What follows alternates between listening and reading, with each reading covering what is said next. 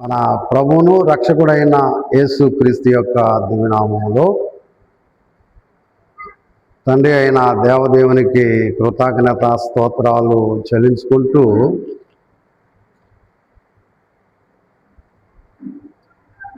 ఈ త్రిత్వం తర్వాత 3వ ఆదివారపు సమయాన్ని దేవదేవుడు మనందరికి కూడా అనుగ్రహించి ఆయన పరిచర్యలో పాలి భాగస్థులుగా మనందరిని కూడా ఈ చోటికి నడిపించిన దేవదేవునికి వేవేల స్తోత్రాలు, మహిమ, ఘనత, ప్రభావములు కలుగునుగాక.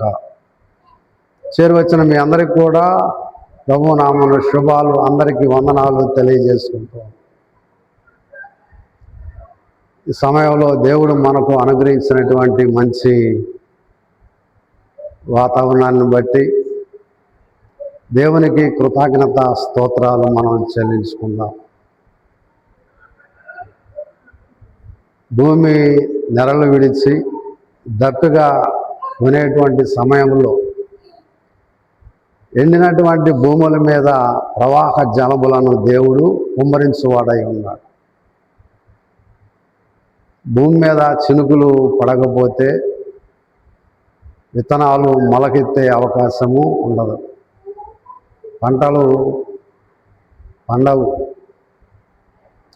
సౌభాగ్యవంతముగా విలసిల్లేటువంటి మానవ జీవితంలో నిరాశయే మిగులుతూ ఉంటుంది. కానీ దేవుడు మన ఎడల ఆయన కృప కలిగినటువంటి దేవుడిగా మనం జ్ఞాపకం చేసుకుంటాం.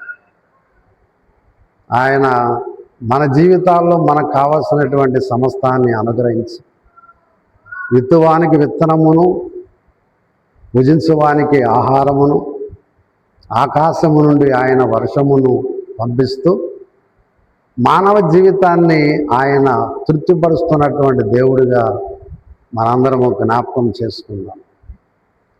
పైన చినుకులు పడుతున్నప్పటికీ కూడా దేవుణ్ణి ఆరాధించడానికి చేసినటువంటి మన మీద అవి దేవుడు కురిపించే ఆశీర్వాదపు జల్లులుగా మనం జ్ఞాపకం చేసుకుందాం. అన్ని సమయ సందర్భాల్లో ఎంత వాన వచ్చినా కూడా మనం ప్రయాణాన్ని ఆపుకోనము. కానీ దేవుని యొక్క సన్నిధిని మనము అనుభవించడానికి, పాల్గొనటానికి ఏమంటాం, వర్షం వస్తుంది కదా అని అంటాం. కాబట్టి దేవుణ్ణి ఆరాధించడానికి ఏ అడ్డంకు కూడా దేవుడు రానివ్వడు. ప్రతి విధమైనటువంటి ఆటంకాన్ని మనం అధిగమించడానికి ఆ గొప్ప శక్తిని, ఆ కృపను దేవుడు ప్రతి సమయ సందర్భాల్లో దేవుడు మనకు అనుగ్రహించును గాక. చదవైనటువంటి వాక్య భాగాల్లో మనం జ్ఞాపకం చేసుకున్నట్లయితే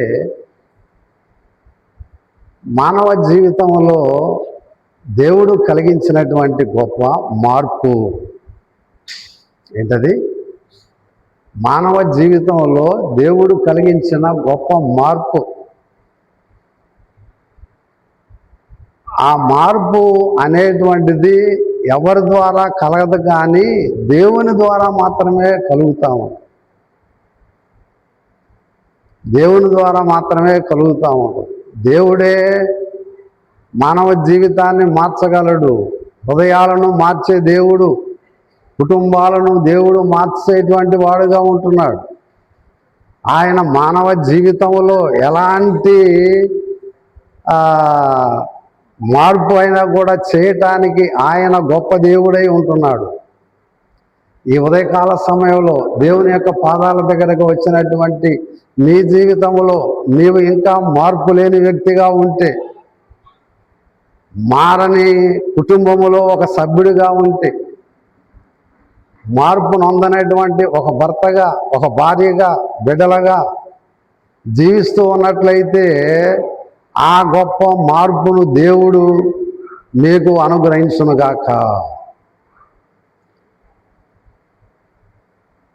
కాబట్టి చాలామంది కూడా సాక్ష్యాలు ఇస్తూ ఉంటారు, ఇదిగో మేము మారాము, దేవుడు మా జీవితాల్లో గొప్ప మార్పును కలిగించాడు. అందుకనే ఆ మార్పుకి అనుగుణంగా ఆయన ఎదుట మనం సమర్పించే సాక్ష్యం, ఆయన ఎడల మనకున్నటువంటి నమ్మకము, బలమైనటువంటి విశ్వాసం, ఆయన కొరకు మనం ఏమైనా చేయాలా, ఎంతైనా ఖర్చు పెట్టాలా, ఎలాగా అయినా సరే ఆయనను హెచ్చించేటువంటి విధానంలో జీవించాలా అన్నటువంటి ఆలోచన ప్రతి ఒక్కరికి కూడా వస్తుంది. కాబట్టి ప్రియ దేవుని బిడ్డలారా, మారినటువంటి జీవితాల్లో, బ్రతుకులలో దేవుని యొక్క పాదాల చెంతకు మనం ఇచ్చేసి ఉన్నాం. మన జీవితంలో అన్నీ వింటూ అన్నీ చేస్తూ ఆ రీతిగా మరి జీవితాన్ని కొనసాగిస్తున్నటువంటి మనం మార్పు అనేది హృదయంలో కలగపోతే మానవ జీవితము సముద్రంలో కురిసిన వానతో సమానం. అందుకనే ప్రియ దేవుని బిడ్డలారా, ప్రతి మానవ జీవితంలో దేవుడు ఒక గొప్ప మార్పును కోరుతున్నాడు. మారు మనసును ఆయన కోరుతూ ఉన్నాడు. పూర్వ యొక్క స్థితిని, పాపములను ఆయన జ్ఞాపకము చేసుకొనడు. పాత నిబంధన పాఠంలో మనం మీకా ప్రవక్త 7:18-20 వరకు మనం చదువుకున్నాం. అక్కడ పాపాలు ఎక్కడ వేస్తా అన్నాడు? అగాధములో, సముద్రములో పడవేస్తాను అన్నాడు. ఇంకా భయం వేళ మనకి, ఇంకా దిగులు చింత దేనికి? ఆయన మన పాపములను జ్ఞాపకము చేసుకొనడు అని ఆయన హెచ్చరిక చేస్తూ ఉంటుండగా, మరి అన్నాడు ఆయన జ్ఞాపకము చేసుకొనడు అని చెబుతూ ఉంటుండగా, వాటన్నిటిని కూడా పూర్తిగా ఏం చేస్తారంటే ఆయన జల సమాధి చేయుటకు గొప్ప దేవుడై ఉన్నాడు. కాబట్టి ప్రియ దేవుని బిడ్డలారా, ఆయన మానవ జీవితాన్ని క్షమించేటువంటి గొప్ప దేవుడు వంటి దేవుడు మరి ఎవరైనా ఉన్నారా? ఆయన ఎలాంటి వాడంటే ఆయన క్షమించేటువంటి దేవుడు. అవునా? అక్కడ వాక్యములో మనం చదువుకొని ఉన్నాం. చదువమ్మా.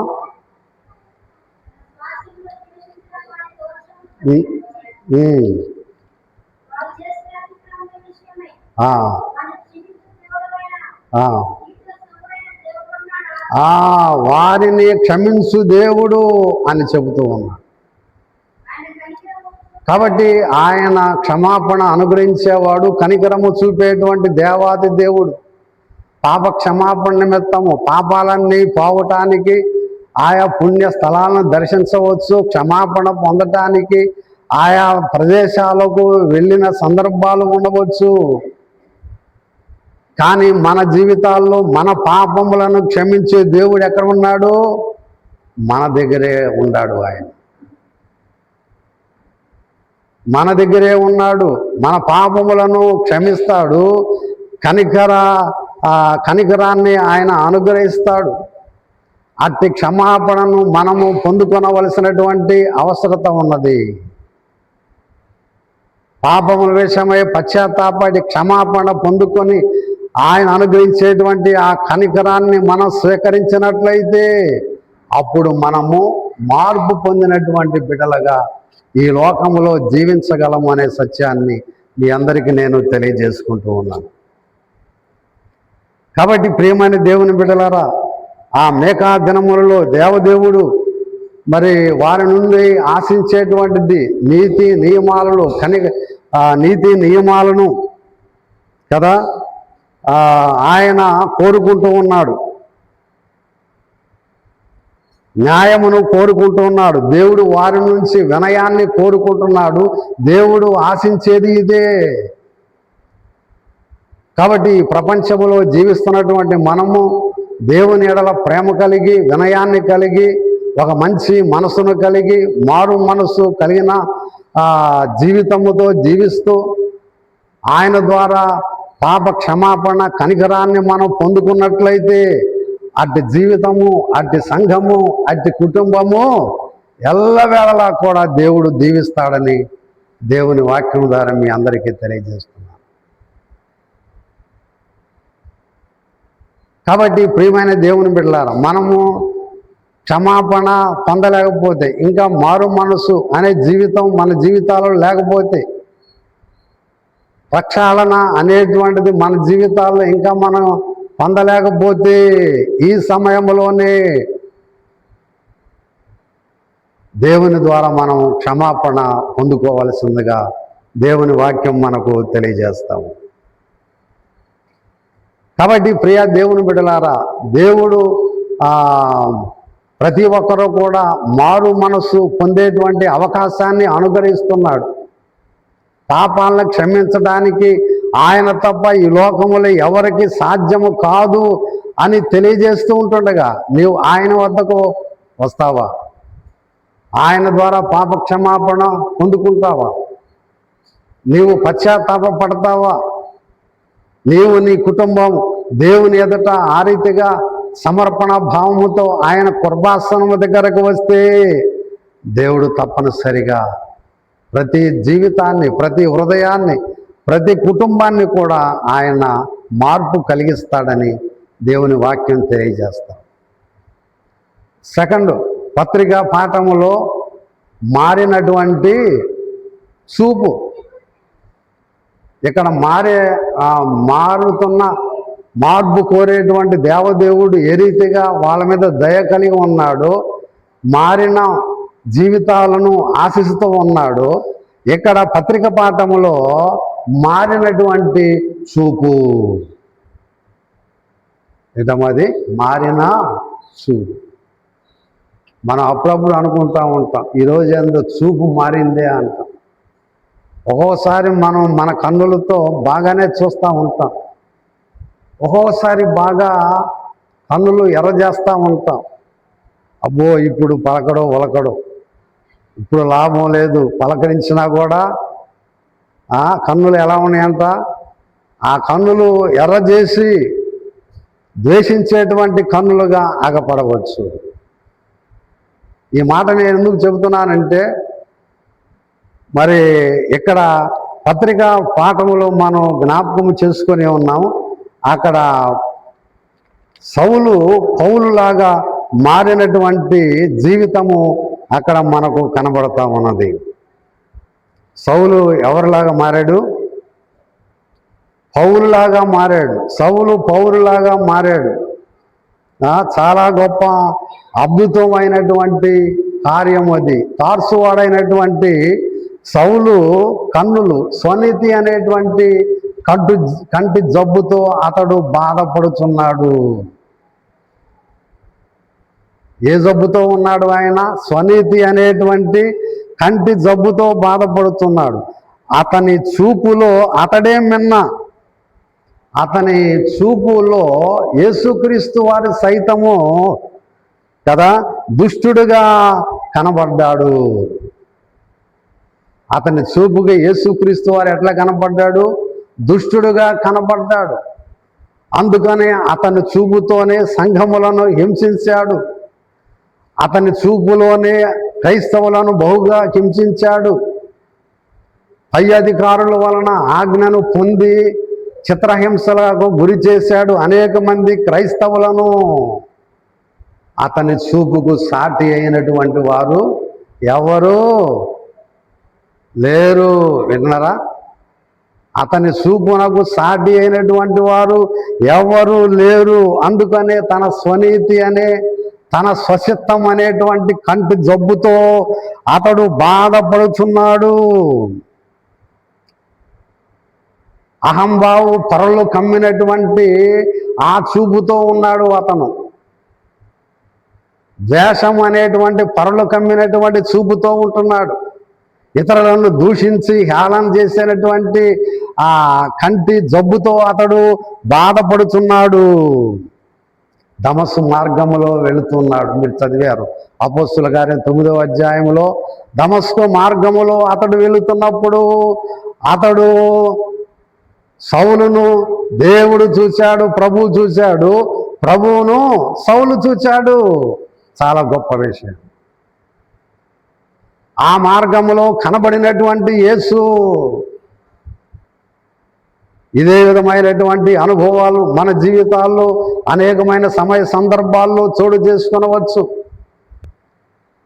దమస్కు మార్గములో వెళుతూ ఉన్నప్పుడు ఆ మార్గములో తనకు కనబడిన యేసు అని వాక్యం రాయబడి ఉన్నది. ఎప్పుడైనా ప్రభువు మీకు కనబడ్డాడా? దేవుని యొక్క వాక్యమే దేవుడై ఉన్నాడు. ఆ వాక్యమే ప్రభువై ఉన్నాడు. మనం వాక్యం చదువుతున్నప్పుడు, వాక్యం వింటున్నప్పుడు, ప్రార్థనలో మనం ఏకీభవిస్తున్నప్పుడు దేవుడు మనతో ఉన్నాడు. మనం ఆయనను చూచినట్లుగానే ఉన్నాం. పరిశుద్ధాత్మ దేవుని యొక్క సహాయము ఎల్లప్పుడూ మన జీవితాల్లో తోడుగానే ఉంటుంది. ఆయన మనల్ని విడివాడు, ఎడబాయుడు. ఆయన నిరంతరం కూడా మనకు తోడుగానే ఉంటాడు. ప్రతి సమయ సందర్భాల్లో ఆయనను చూసినటువంటి అనుభవంలోనే మనము సాగిపోతూ ఉండాలి అన్న విషయాన్ని దేవుని వాక్యం ద్వారా మీకు తెలియజేస్తున్నాను. కాబట్టి ప్రియ దేవుని బిడ్డలారా, ఆ దమస్సు మార్గములో ప్రయాణం చేస్తున్నప్పుడు తన శరీర కన్నులు ఆ రీతిగా మూయబడ్డాయి. తన శరీరపరమైనటువంటి కన్నులు మూయబడ్డాయి. తన యొక్క ఆధ్యాత్మికమైన కన్నులు తెరవబడ్డాయి. ఆమె మీరు చదివేదన్నా, ఎందుకంటే వచనాలు చదివించడానికి టైం ఉంది. కాబట్టి ఆ దమస్కు మార్గములో తనకు కనబడినటువంటి యేసును చూసినటువంటి కన్నులు, సౌలును చూసినటువంటి యేసు కన్నులు. కాబట్టి ప్రియమైనటువంటి దేవుని బిడ్డలారా, అక్కడే ఆ రీతిగా యేసును చూసినటువంటి అతడు తన జీవితములో కదా ఆ మారినటువంటి చూపు అతని జీవితానికి అనుగ్రహించబడింది. మారినటువంటి చూపు అతని జీవితానికి అనుగ్రహించబడింది. ఇక్కడ మనం గమనించినట్లయితే అక్కడ పొరలు రాల్చినటువంటి కన్నులుగా అతని కన్నులో ఉన్నాయి. మీరు చదవండి, అపోస్తలుల గారు 9:17.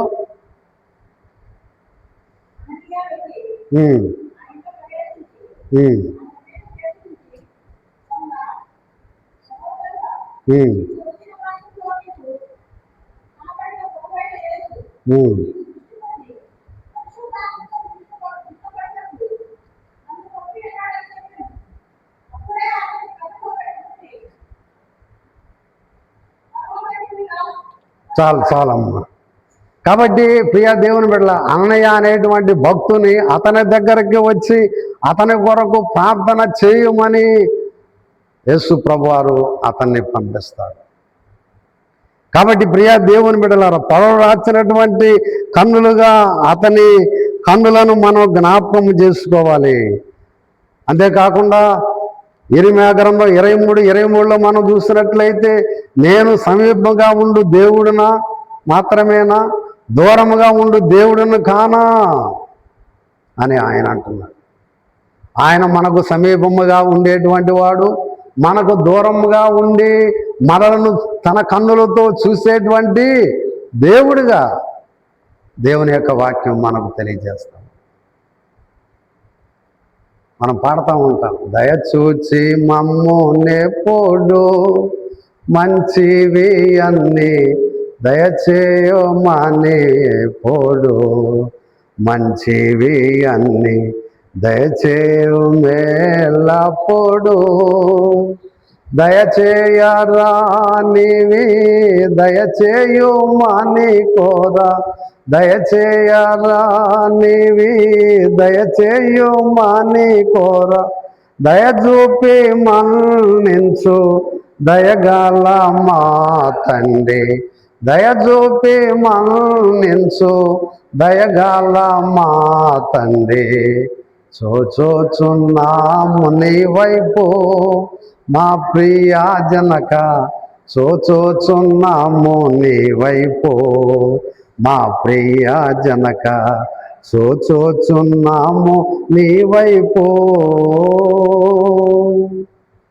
మార్కు సువార్త 10:49 యేసు ప్రభువారు అక్కడ నిలిచి ఉన్న సందర్భంలో అక్కడ గుడ్డి భర్తమయ్య ఏం చేస్తున్నాడు? యేసు క్రీస్తు వారిని పిలుస్తున్నాడు. దావీదు కుమారుడు నన్ను కరుణించమని ఆ రీతిగా కేకలు వేస్తున్నాడు. ఆ ప్రక్కన ఉన్నవారు మరి ధైర్యం తెచ్చుకో, ఇదిగో ఆయన నిన్ను పిలుస్తున్నాడు అని చెప్పినప్పుడు వెంటనే కూడా వాడు తన బట్టను పారవేసి దిక్కున లేచి యేసునద్దకు వచ్చెను.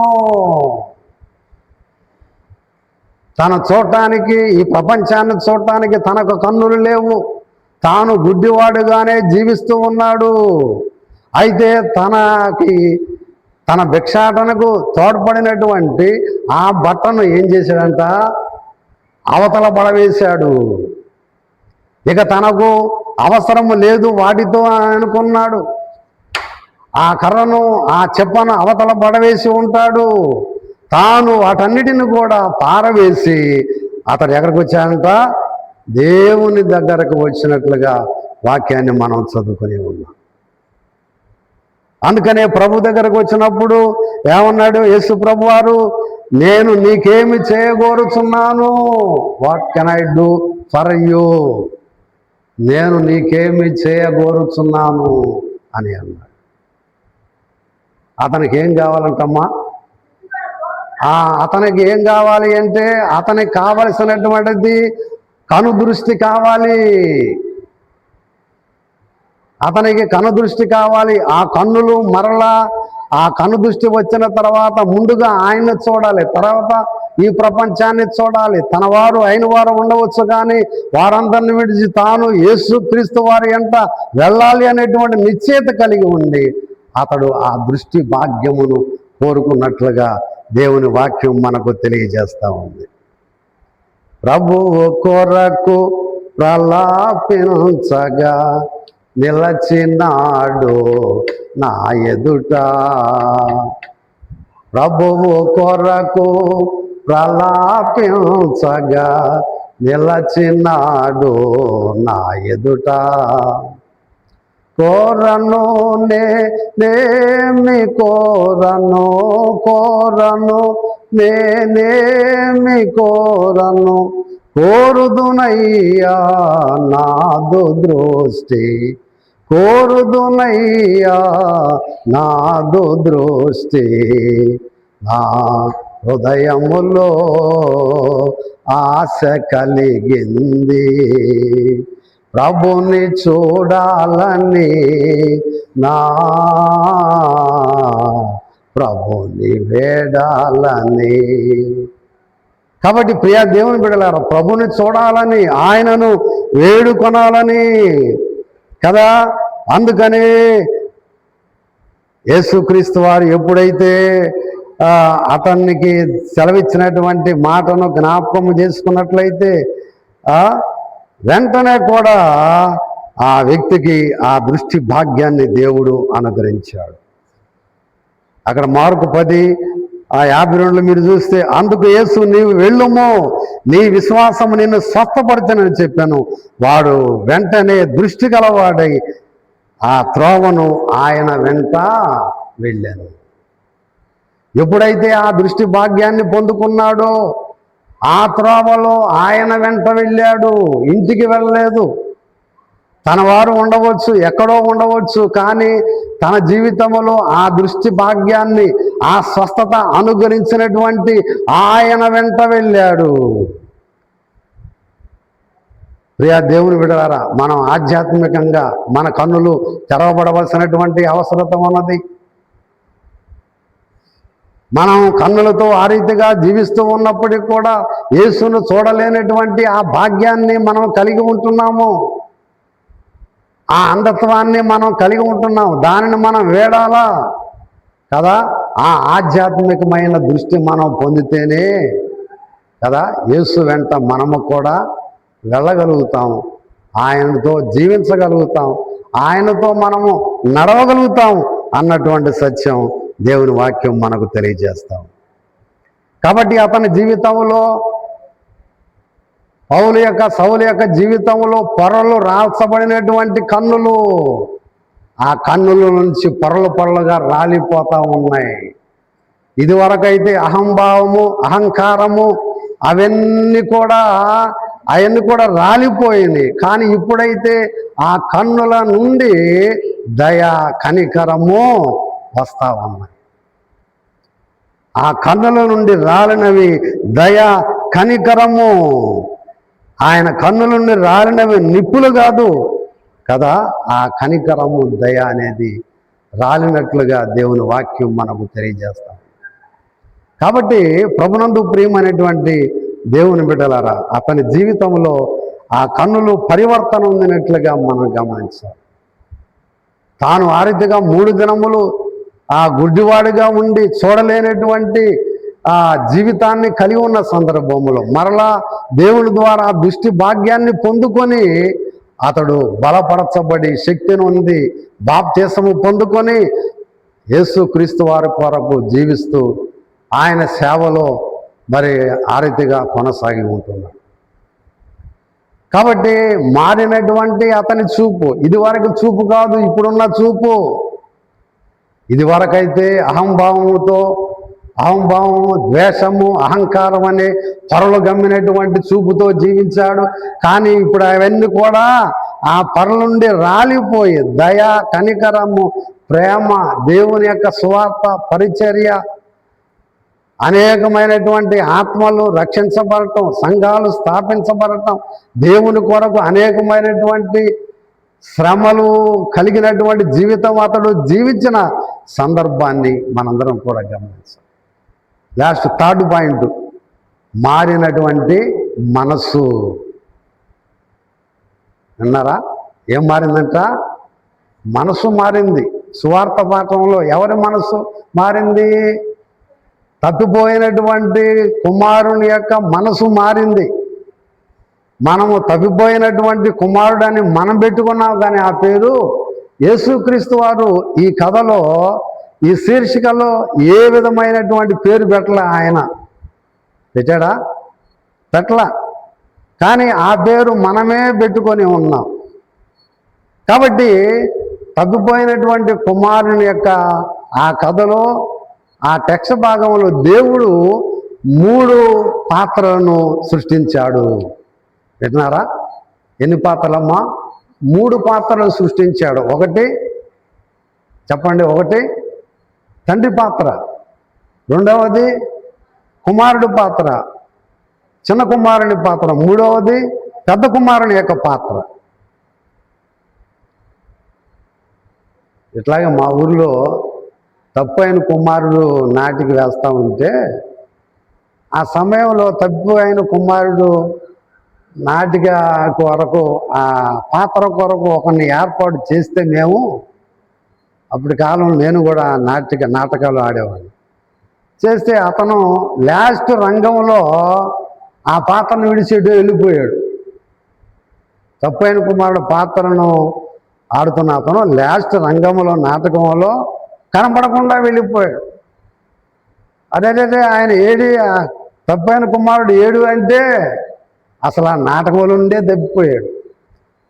ఇక వెంటనే కూడా ఒక వ్యక్తిని మేము ఏర్పాటు చేసి వెనక ప్రాంప్టింగ్ అందించి అతన్ని సిద్ధపరచడం జరిగింది.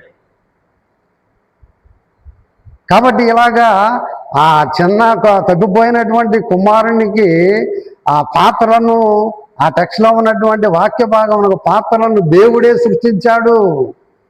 ఒకటి తండ్రి పాత్ర. ఈ తండ్రి అయినటువంటి దేవునికి సాదృశ్యము. బిడ్డ ఏదైనా తప్పు చేస్తే తండ్రి ఏం చేస్తాడు? క్షమిస్తూ ఉంటాడు.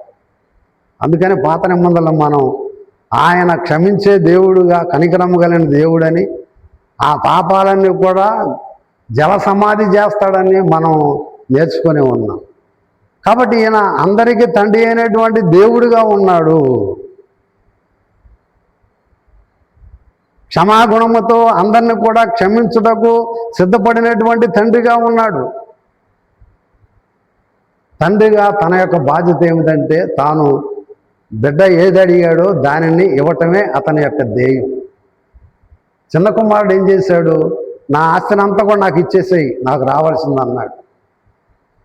తండ్రి నేను ఈను అన్నాడా? తండ్రిగా తనకున్నటువంటి హక్కును ఆ రీతిగా ప్రకటించాడు, చేసి చూపించాడు. ఆ ఆస్తిలో సగభాగము చిన్న కుమారునికి ఇచ్చాడు. ప్రియమైన దేవుని బిడ్డలారా, దేవాది దేవుడు కూడా పరమ తండ్రి అయిన ఆ దేవాది దేవుడు మనకి తన స్వాస్థ్యమునంతటిని కూడా మన కొరకు ఆయన అనుగ్రహించాడు. మనం ఏది అడిగితే అది ఆయన అనుగ్రహించాడు. ఏదైనా చిన్న చిన్న పొరపాట్లు తప్పిదాలు మనం చేస్తూ ఉన్నప్పుడు మనల్ని క్షమించే దేవుడిగా ఉన్నాడు.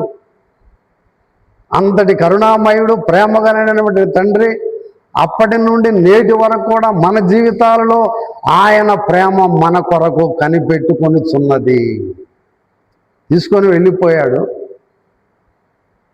నేను తండ్రిని విడిచిపెట్టేశాను అని చిన్న కుమారుడు అనుకున్నాడే కానీ తండ్రి అనుకున్నాడా నేను నా కుమారుని విడిచిపెట్టాను అని? అనుకోనలేదుగా. నా తండ్రిని నేను విడిచిపెట్టేశాను అని మోటాముళ్ళు సర్దుకొని ఆ రీతిగా వెళ్ళిపోయాడు. కానీ తండ్రి మాత్రం నేను నా కుమారుణ్ణి విడిచిపెట్ట లేదు అని అతడు భావించాడు. అందుకని ఆ తండ్రి ప్రేమ అనేటువంటిది వెదుగుతూ ఉండేటువంటి ప్రేమ. యేసుక్రీస్తు వారు ఆ కల్వరి ప్రేమలో శిలువ మార్గం వరకు పాపిని ఆలింగనము చేసుకునేటువంటి ప్రేమ, శిలువ పర్యంతం వరకు కూడా ఆ ప్రేమను విడవలేదు. అతడు శత్రువైనా, తన ద్వేషించినా, తనను కొట్టినా, తనను ఏ విధంగా బాధించినా కూడా ఆ కల్వరి గిరి వరకు ఆ శిలువ ప్రేమ అంటిపెట్టి ఉన్నాడు. అర్థమవుతుందా? నా తండ్రి నన్ను జోచి పరుగెడితో తెంచి నాపై బడి ఏడ్చెను, నవజీవమును గూర్చి ఇంటికి తోడ్కొని వెళ్ళి నన్ను ప్రేమించెను. నా జీవిత కథ ఎంత యేసు ప్రేమకు ధరలో సాక్ష్యమయ్యో డోను. నా జీవిత కథ ఎంత యేసు ప్రేమకు ధరలో సాక్ష్యమయ్యో డోను. మార్గము చూపుము ఇంటికి, నా తండ్రి ఇంటికి, మాధుర్య ప్రేమ ప్రపంచము చూపించు కాంటికి. తాను తండ్రికి దూరమయ్యాను అనుకున్నాడు, కానీ తండ్రి నా బిడ్డ నాకు దూరం కాలేదు, ఈ హృదయంలో ఎప్పుడు కూడా ఉన్నాడు అని జ్ఞాపకం చేస్తాడు. రెండో ఆయన ఎవరు? చిన్న కుమారుడు, తప్పిపోయినటువంటి కుమారుడు, పశ్చాత్తాపడినటువంటి పాపికి సాదృశ్యంగా ఉన్నాడు.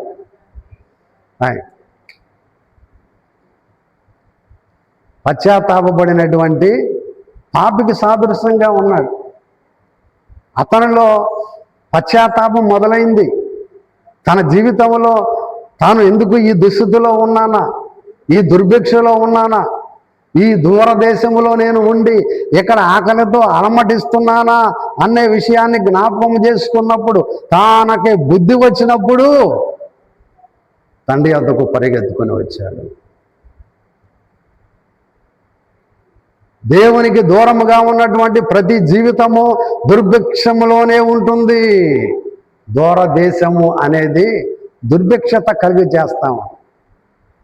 మీరు అంటూ ఉంటారు కదా, దూరపు కొండలు నునుపు. అప్పుడప్పుడు మన వాళ్ళు ఆ దూర ప్రాంతాలకు వెళ్ళి, ఆయా దేశాలకు, రాష్ట్రాలకు వెళ్ళి తిరిగి బాబు తెచ్చుకున్నాయన్నీ ఇక్కడ వదిలించుకున్నా, ఇక్కడ ఉద్యోగం లేదు, ఉపాధి లేదని మళ్ళా తటాబుటా సర్దుకొని మరలా స్వప్రాంతానికి వచ్చినటువంటి పరిస్థితులు కోకొల్లలుగా ఉంటున్నాయి లోకంలో. దేవుని ఎరగినటువంటి ప్రతి జీవితం కూడా ఒక దుర్భిక్షత స్థితిలోనే ఉంటుంది. తన దగ్గర ఉన్నప్పుడు, బెల్లం ఉన్నప్పుడే ఈగలో మూగుతూ ఉంటాయి. అది అయిపోయింది అనుకో, ఎటు ఈగ అటు సర్దుకుంటుంది. ఎందుకంటే అక్కడ బెల్లం లేదు, వాసన లేదు. ఆ డబ్బులున్న వ్యక్తి దగ్గరకు అట్లాగే జనం చేరుతారు. అవన్నీ కూడా అయిపోయిన తర్వాత నువ్వెవరో నేనెవరో. ఆకలితో అలమటిస్తున్నప్పుడు తాను ఏం చేయాలా? ఈ జానడు పొట్టను పోషించుకోవాలి కదా, అవునా కాదా? ఈ జానడు పొట్టను పోషించుకోవాలి. తన జీవితంలో ఆ పోషణ నిమిత్తమై తాను ఆకలితో అలమటించడం ఎందుకు? నా తండ్రి దగ్గర అంతమంది ఉన్నారు, ఒక కూలివానికైనా నేను అక్కడ చేరుతాననేటువంటి ఆ స్థితికి వచ్చి, బుద్ధి వచ్చి, తన హృదయంలో పశ్చాత్తాపము కలిగి ఉండి తండ్రి దగ్గరకు బయలుదేరినటువంటి ఆ స్థితిని మనం జ్ఞాపకం చేసుకోవాలి.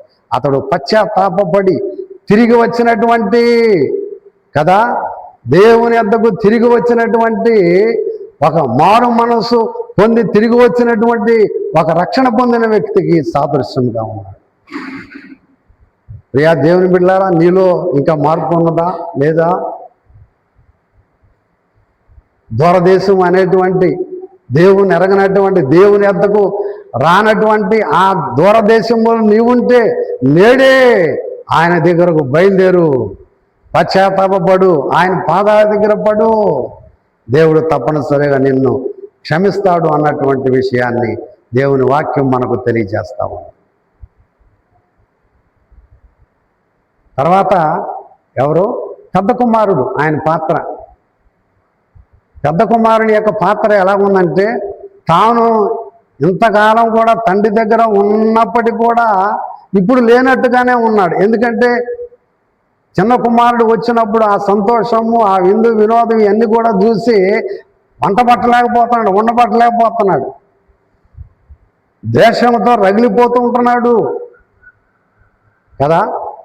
తండ్రి యొక్క ఇన్నాళ్ళు తండ్రి యొక్క సహవాసంలో ఉన్నాడు కానీ లేనివాడు కానీ జీవించాడు. ఇప్పటిదాకా బయట ఉన్నటువంటి వాడు ఎక్కడున్నాడు? లోపల ఉన్నాడు. లోపల ఉన్న వ్యక్తి ఎక్కడున్నాడు? బయట ఉన్నాడు.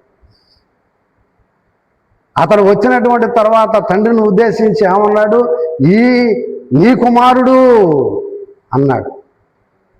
నీ కుమారుడు రాగానే ఎంత హడావుడి చేస్తున్నావే అన్నట్లుగా, నా తమ్ముడు అనలా, నీ కుమారుడు అని అన్నాడు. ప్రియమైనటువంటి దేవుని బిడ్డలారా, ఈ విషయాలను కూడా మనందరం కూడా జ్ఞాపకం చేసుకొని, ఈ పెద్ద కుమారుడు పరిచయుల స్థితిగానే కలిగి ఉంటున్నాడు. తన జీవితంలో పరిచయుడు కూడా అహంభావాన్ని కలిగి ఉంటున్నాడు. తండ్రి సహవాసంలో ఉన్నాడు కానీ అంతకాలము తన తండ్రి యొక్క బాంధవ్యానికి దూరంగా ఉన్నాడు. తండ్రి కుమారుల యొక్క బాంధవ్యాన్ని ఈ లోకంలో ఎవరు కూడా విడదీయటానికి వీలు లేదు. కాబట్టి మనం మన జీవితాల్లో ఆయన సహవాసంలో ఉన్నామా, ఆయన బాంధవ్యంలో ఉన్నామా, మనందరము కూడా జ్ఞాపకం చేసుకునవలసిందిగా మనం చేస్తున్నాం. ఈ కథ ముగిసే అంతటికి కూడా ఒక మాటను గమనించాలి. పొట్టగూటి కొరకు పాటలు, ఏ పాటు పడినా ఏం కావాలంట? సాపాటు కోసమే కదా. అతని జీవితంలో, చిన్న కుమారుని యొక్క జీవితంలో, తప్పని కుమారుడు జీవితంలో పొట్టకోటి కొరకు పాటలు అనేటువంటిది అతని హృదయంలో చొరబడినప్పుడు, తన కడుపులో వేసినటువంటి ఆకలి ద్వారా తండ్రి మీద తండ్రి మీద ఆకలిని కలిగించింది. అందుకనే తండ్రి మీద ఆకలితోనే బయలుదేరాడు. కడుపులో ఉన్న ఆకలి వేరు, తండ్రి మీద ఉన్నటువంటి ఆకలి వేరు.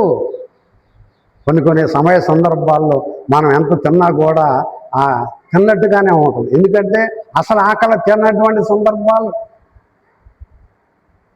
కుటుంబంలో అనేకమైన యాతనలు, ఇబ్బందులు, అనేకమైనటువంటి శోధన బాధలు ఊరటం వలన మనం ఎంత తిన్నా కూడా తిన్నట్లుగానే ఉంటుంది. కాబట్టి ప్రియా దేవుని బిడ్డలారా, ప్రతి మానవ జీవితం మార్పు పొందేటువంటి రీతిగా ఉండాలి. పాత నిబంధన పాఠంలో ఆయన దయ కలిగి ఉన్నాడు. మారు మనసు పొందే ప్రతి ఒక్కరి ఎడల దయ కలిగి ఉన్నాడు. మారినటువంటి చూపు, సౌలు పౌలులాగా మారిపోయాడు. మారినటువంటి మనసు, చిన్న కుమారుడు కదా, నూతన మనసుతో, నూతన పరివర్తనతో, నూతన జీవితముతో తండ్రి ప్రేమలో ఆలింగనమైపోయాడు. ఆమేన్. కాబట్టి అట్టి మారినటువంటి జీవితాల్లో మనందరం కూడా జీవించడానికి పరిశుద్ధాత్మ దేవుడు ఎల్లప్పుడూ మనకు తోడుగా ఉండి మనలను నడిపించును గాక. ఆమేన్. సమస్త జ్ఞానం ఇచ్చిన దేవుని యొక్క సమాధానం యేసుక్రీస్తు వలన మీ హృదయాలకి తలంపులకు తోడుగా ఉండును గాక. ఆమేన్.